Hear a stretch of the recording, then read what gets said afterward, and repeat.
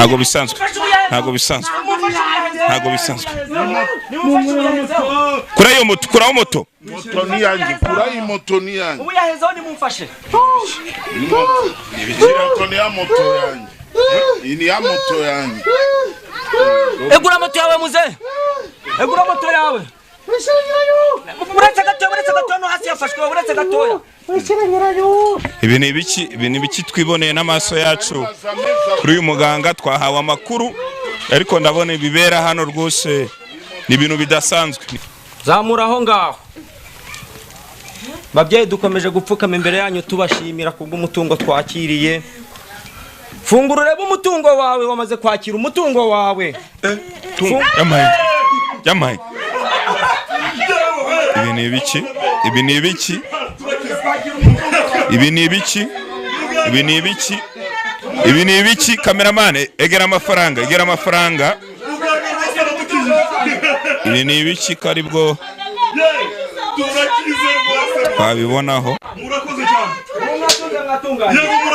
ibi ni ibiki rwose nari mfite ikibazo gikomeye naracuruzaga bikanga kandi mu bantu bashaka amafaranga ndi uwa mbere ariko nkayashaka nkayabura pe nkayiberwa niyo ari kuri gitira nkashora miliyoni 2 zose zigahomba ngabona nsigaranye nka miliyoni 1 ngashakanda amafaranga ari kujya igihe kiragera none ndakena nsigariraho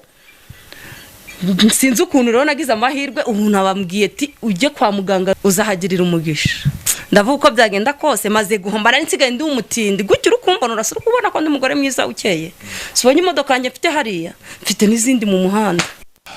turi mu byaruguru y'u Rwanda twaje kuri umugabo tumaze iminsi twumva amakuru ye muri bimwe yagenda akora by'umwihariko birimo gukiza abantu inyatsi guha abantu ubutunzi n'ibindi bitandukanye nicyo kintu kitugenza kugira ngo tumugwe gitumo tubashe kumenya niba koko amakuru agenda muvugwaho ariyo 100%.